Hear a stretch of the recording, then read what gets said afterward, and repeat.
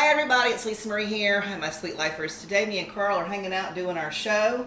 Sharing what we know. Two chef shows, sharing what we know. And we're doing a bunch of fall cool recipes. I was putting together all kinds of fun stuff for us to do. And I'm ready for it. You know, it blew through here a couple of nights ago and yeah, we thought we were having a little thunderstorm and it ended up being a little hurricane.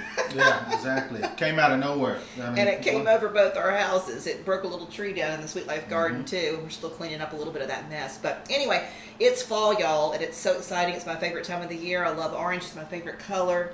Everything in the house is getting painted. I've been painting pumpkins, which is why my fingernail is black. I've been working on all these really cool decor for our photo shoots for the studio. And our recipe that we're going to do today is just beautiful. It's a honey Dijon with thyme from the Sweet Life garden turkey. So we're going to pan sear it with this gorgeous honey Dijon chips that I discovered. And once I discovered them, I had to go back and buy like 5 bags because they're my favorite chips now. I mean, like, I'm not really a chip girl. Usually I'm like a Dorito girl, or maybe after you showed me the Frito pie, a Frito girl. But now, no, I've switched my allegiance altogether. I'm all about this honey Dijon chip. So we're going to make a great recipe. I don't know if you guys know, we talked about it on the show probably about maybe, I don't know, 3 or 4 months back, how to make buttermilk. You don't have to buy that. It's really easy to make. And my father-in-law showed me how to make it years and years ago. And all you do is you take your milk and you get a lemon. And once you do your lemon juice into your milk, you have made your homemade buttermilk. So Carl, if you will squeeze that into that lemon squeezer and pour that in there, I'm going to go ahead and take 2 eggs, crack them up, and put them in the milk.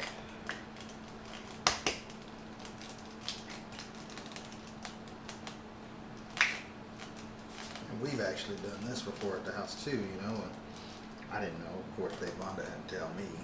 Well, I didn't know either, guys. I mean, I really didn't. I was like, oh, always buying this buttermilk separate. And then my father-in-law was like, no. All you do is just take regular milk and squeeze a lemon in it, and it automatically will curdle the milk and make it be buttermilk. And you can use it for your buttermilk fudge pie, your recipes. That's mainly the one that I always use it for, is my buttermilk fudge pie. And I think that that's actually when I showed you guys or talked about that last on the channel. I'm going to get a whisk so we can whisk this into the eggs.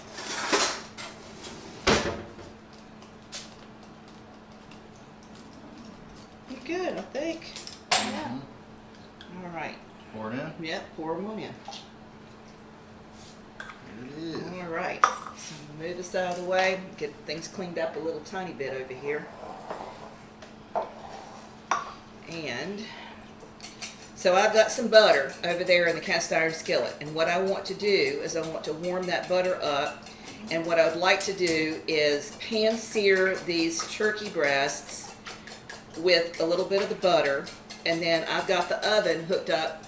I've got the oven dialed in at 350 degrees, and I'm going to let that turkey breast just roast in the oven once we've seared it. Turkey, poultry. So poultry internal temp be 165.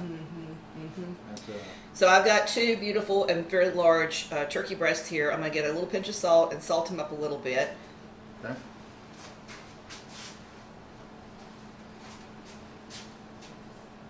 Not much, just a little bit. And it'll get diluted with what I'm getting ready to do to them anyway. I'm going to stick them in that buttermilk. But I'm going to do it again when we put it on the, not the panko. When we put, what we're doing is we're changing the panko idea and using those wonderful Dijon chips. Put a little bit of salt at the very end before we stick it in the oven. A little bit of pepper too. Alright, so let me get this over here. You might want to, oh, you've already turned on that pan. Okay, I was going to say, I'm going to take this and give this to you. The other thing you guys can do if you want to is do what I just did here and put them in there in a Ziploc bag and let that sit overnight in the buttermilk. It's going to be probably better if you do that way, but for the purposes of us doing this recipe for y'all today, this is the way it's going to have to go. And I want to get a really good coating of these chips on this breast. All right, how's your butter doing? I mean, it's good enough we can set it in there. All right. Do the last one. And because I'm going to slice these up, I think that 2 large breasts are sufficient to feed 4 people. Certainly. you had a little bit of other stuff going on for dinner, you probably could get away with a little bit more people, a little bit more stuff to eat too. But these honey Dijon chips are just so stinking good. This is about 1.5 cups, 2 cups too of the chips. That's when you're eating something that you really enjoy, and you're like, you know what? I think I can use this. I can use this some way or another. Well, that's what happened, guys. I started. What happened was I bought a couple of different kinds of chips, and usually I buy like dill pickle and jalapeno, and I bought these honey Dijon chips, and I thought, oh, okay, I like honey Dijon pretzels.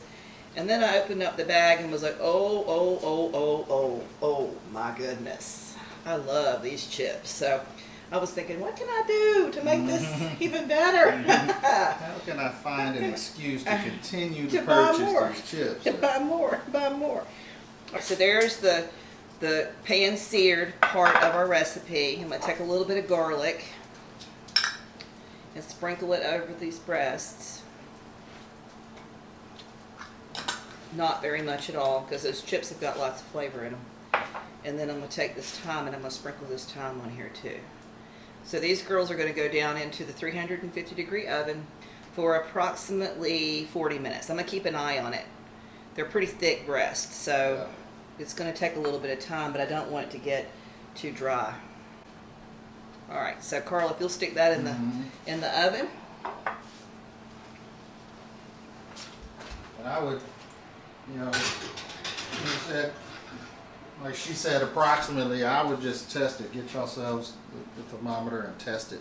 Because there is that. I did. Of course he did. And Christmas is coming, let me remind you all. Right. That's my Christmas present from Carl. That's right. So we test it. So where do we want to test it to be? I mean, once you get 165, right, is the temperature that you want, and literally, once you get to, when you start seeing 150, 155, it's gonna start moving fast in that direction. If you go beyond that, I mean, it's not gonna end it. If you get to 170, 175, it's gonna be good. But once you start seeing 180s, and it's gonna dry out. Yeah. Right? So you want to try to get it at the right time. So 40 minutes, but check it periodically throughout that time period. I would. That's what I do with all mine, because I've dried out some turkey and chicken many times. So. It's all good. Yeah. All right, guys. Well, we're going to leave that in there to cook, and we'll see in a little bit, and I'll make a glaze for you guys, and we'll slice it up and show you the finished dish. So we'll see in a little bit. Okay, guys, so our beautiful honey Dijon crusted turkey breasts have come out of the oven, and we were talking while we were making them, and Carl was like, wouldn't it be nice to make a sauce to go on it? So we're going to whip up a really quick sauce. I've got some minced garlic in here, and I've got some apple cider vinegar, and to that I'm going to add some stone ground with seeded mustard, just to exemplify the taste that we've already put on there with those gorgeous chips. We're going to do some olive oil. And with this, all these ingredients, you can kind of add it to your taste. Yeah, and then I actually grated some fresh ginger here, so I'm going to just flick a couple of pieces in there as well. I don't want it to be too spicy. You can do that to your own taste. Carl, you want to add some salt and pepper, I think. Yeah, salt. And I'm going to drizzle some honey in here.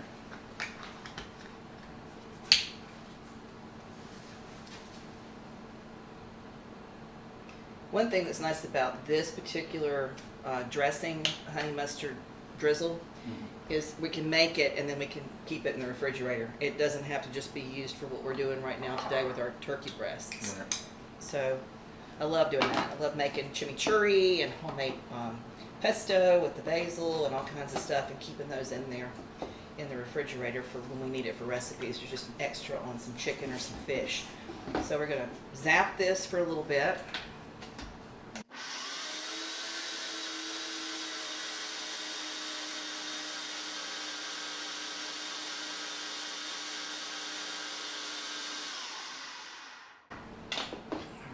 Beautiful, creamy, gorgeous. I want you to take a taste of that and see if there's anything else that you would like to add to it before we drizzle it all over our turkey that we worked so hard to do. Good? That's actually pretty good. Good. Yeah. Okay, perfect. Look how beautiful they turned out, guys. They're just so yummy. And of course, these chips are so good. Mm-hmm. They're so good. Love it. Love it, love it, love it. What a neat new take on turkey breast. Is that too hot for you to hold? It's cooled down enough. Okay. All right. Let's get you over here so we can see you, because we can't see what you're doing. Let's do it. There you go. All right, here goes nothing. I'll try to take the crust off there. Oh, she's pretty. And like I said, guys, I was testing it just like I was telling y'all to make sure to test it before it goes past the proper temperature and then dries out, right? So this is still moist, very moist, because we didn't let it go too long. Keeping those crusts on as much as I can. Mm-hmm. And don't you think I'm not going to pick up the rest of it That's and right. stick it on the top. Put it right back on there. Oh, yeah. Beautiful. Careful of those fingers. Mm-hmm. I do have it. Here it is. Okay. Take that one down. I'm I'm going to scrape that on, or wait. Yeah, go ahead and scrape that on that piece.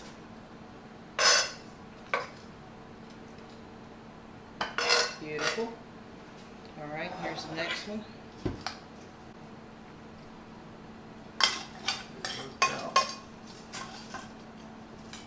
People can get that extra loving on the side of that platter. They fall in love with that crutch like I have, then they'll be like, oh yeah, baby, let me have some more of that. Throw a little extra on top of my turkey. I'd have to imagine this is going to be pretty tasty. There it is. Beautiful.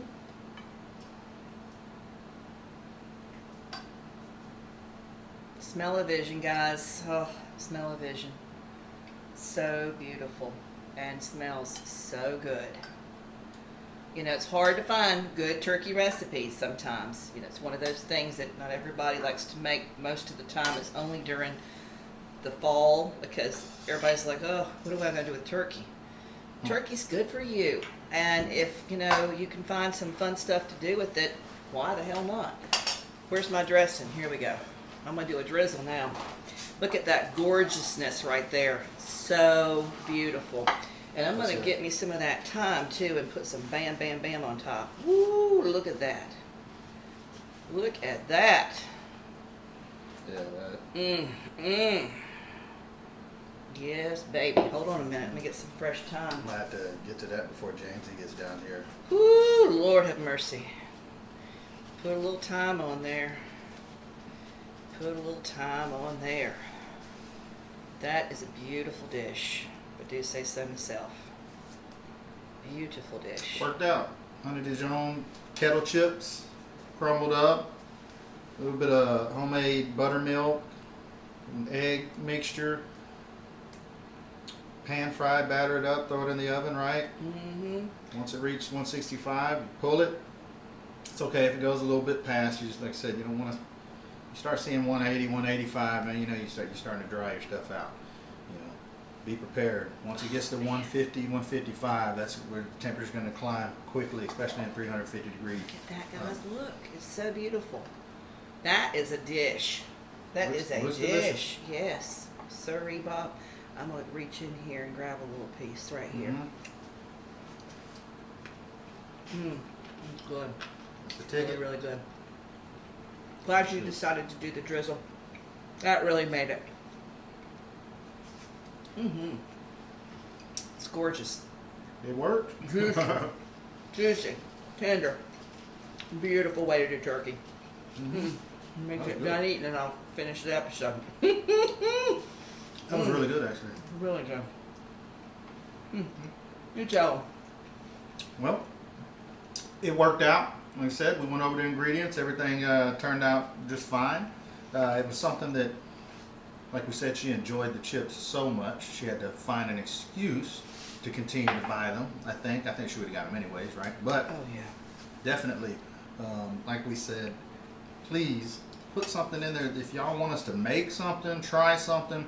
I personally like to step outside my box of what I typically make, and you know what we do all the time. I do a lot at my trailer, but I like to learn. I'm here to learn. I'm here to experiment and try new things. So you know what, guys? It just made me think of something else. We're talking about learning new things. I will tell you right now. Here's what you need to do with this recipe. Once you get done having it for dinner, get yourself a slice of brie and a little handful of arugula, maybe a little tiny piece of some prosciutto, and some bread. And crust that bread on both sides with some butter. Maybe grill it, and lay a piece of that turkey on there, and then put a little bit of that arugula and some brie.